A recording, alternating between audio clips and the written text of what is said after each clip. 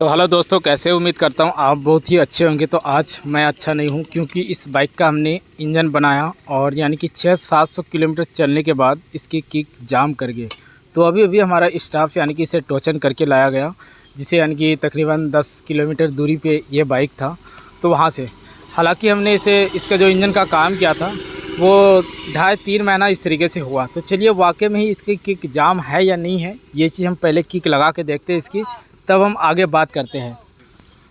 तो फाइनली यहाँ से अगर हम किक लगा रहे गाइस, तो वाकई में ही यानी कि किक इसका जाम हो गया। तो फाइनली इस तरीके से आखिर क्यों हुआ, कैसे हुआ, तो ये सारा चीज़ जानने के लिए, देखने के लिए हमारे चैनल को ज़रूर सब्सक्राइब करके बेल आइकन घंटी को प्रेस कर दें और हम दिखाते हैं आपको रियल के तौर पे आखिर इस तरीके से क्यों हुआ।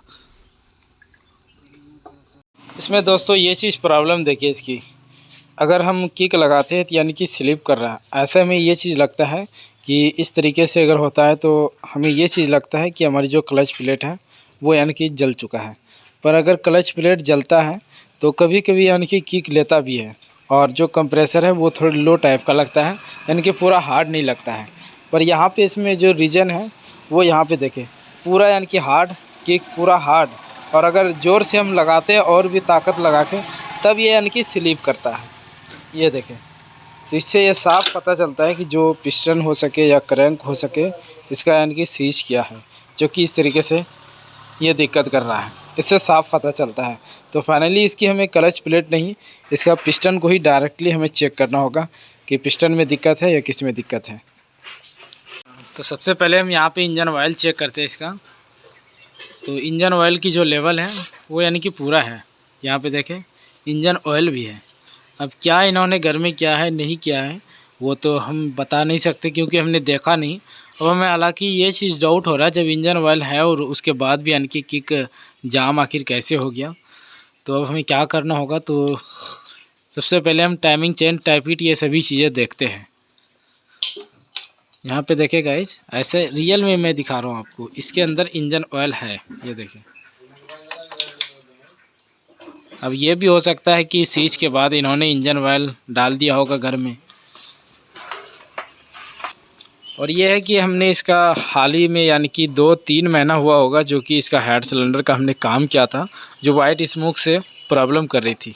और इतना जल्दी आखिर इस तरीके से होना काफ़ी आश्चर्य लगता है, और इसीलिए इन्होंने हमें फ़ोन किया कि इस तरीके से हमारी बाइक में दिक्कत आ गई है। और जब इन्होंने यानी कि काम करा के ले गया बाइक को, और उसके बाद से फिर हमारे पास आया ही नहीं। जब कि हम किसी बाइक का इंजन का काम करते हैं तो वो यानी कि हम 500-700 किलोमीटर चलने के बाद उसे हम अपनी वर्कशॉप पे बुलाते हैं कि हम देखेंगे कि इंजन की यानी कि हालात कैसी है और किस तरीके से इसकी साउंड वगैरह और भी हर एक चीज़, टैपिट वगैरह की सेटिंग क्या है। तो चलिए गाइज, अब खैर जो होना था तो हो ही गया। अब हमें ये देखना है कि आखिर इसमें करना क्या है और इसमें आखिर हुआ क्या है रियल में। तो वीडियो में बहुत मज़ा आने वाला है और ज़रूर जुड़े रहें। और अगर आपके साथ भी इस तरीके से हुआ है तो आप ज़रूर कमेंट करें, और अगर नहीं भी हुआ है तो आप ज़रूर ये वीडियो देखें। तो यहाँ पे देखें दोस्तों, इसका टाइमिंग चेन, ये सभी चीज़ें हमने नया डाला था बिल्कुल। और यहाँ तक यानी कि ऑयल आ रहा है हेड तक।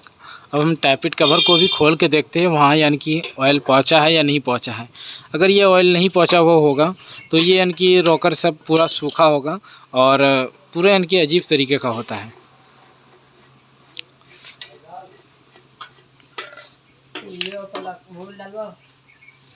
तो यहाँ पे देखें रोकर भी यानी कि गीला है, इसके अंदर ऑयल है। तो यहाँ से तो कंफर्म हो गया है कि ये सब में ऑयल बिल्कुल आ रहा है। उसको नहीं खोलना। अब यहाँ से फ्रेंड्स क्या करेंगे हम कि इस एलंकी वाला बोल्ट को हम खोलेंगे, और खोल के मैं सबसे पहले अगर इंजन सीज है या नहीं है वो चीज़ असल रियल में चेक करने के लिए घुमा। तो यहाँ देखें, ये यानी कि इस तरफ घूम रहा है, ये देखें, ये देखें।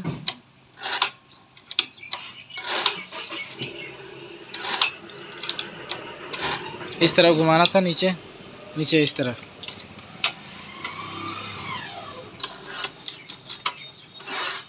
अब किक लगाना था, किक लगा।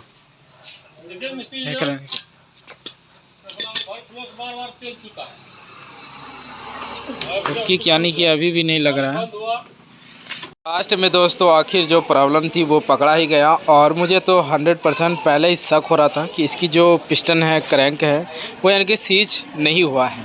क्योंकि जब भी हम किक लगा रहे थे तो किक में वैसा कुछ हमें महसूस नहीं हो रहा था, और जब भी हमारे इंजन सीज करता है, पिस्टन क्रैंक सीज करता है, तो हमें कुछ अजीब सा महसूस होता है।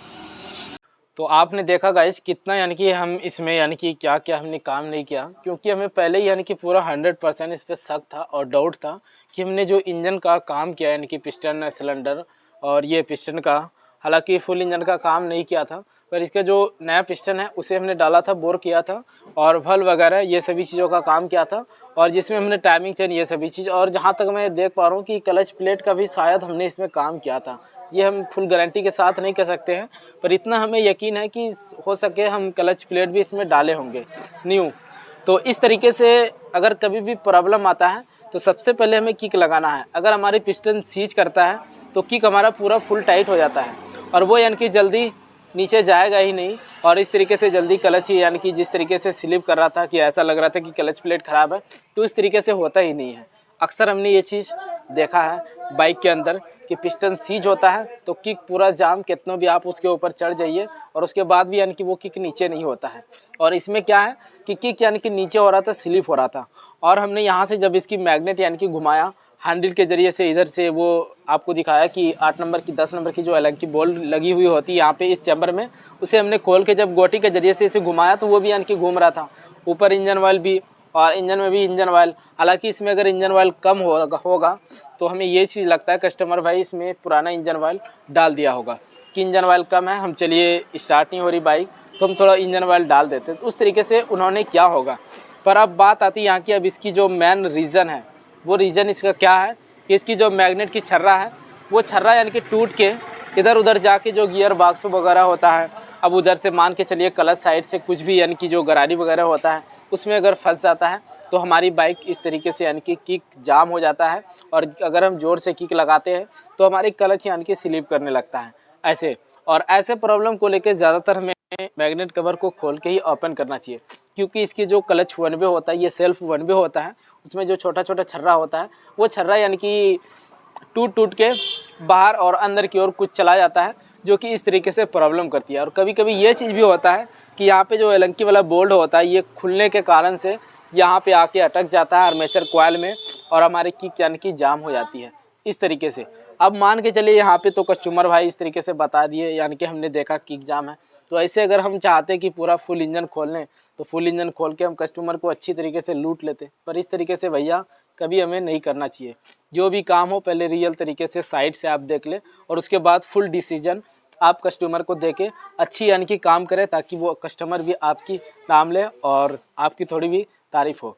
तो चलिए अब हमें फाइनली यहाँ से हम मैग्नेट को खोलते हैं, और इसे जो हमने खोला तो यहाँ पे हमने छर्रा देखा और अंदर भी कुछ छर्रा देखा, और खोलने के बाद भी ये गाइस यहाँ से फ्री नहीं हो रहा था, तो हमने यहाँ से क्या किया, इस तरीके से किक यानी कि 1-2 मरतबा इस मैग्नेट को हमने चलाया और इसकी जो है किक यानी कि फ्री हो गया। ये देखिए, अब हम किक भी लगवा के दिखाते हैं, उधर से किक लगाओ तो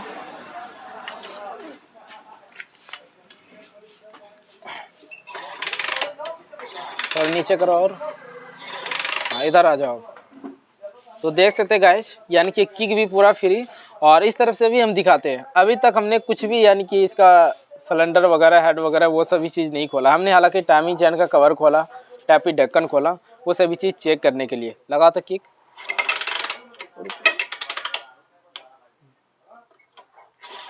तो ये देखें पूरा यानी कि किक मस्त, अब बिल्कुल प्रॉपर तरीके से सही काम कर रही है। अब हालांकि हमें तो प्रॉब्लम पता चल गया कि इसके अंदर ये चीज़ दिक्कत है।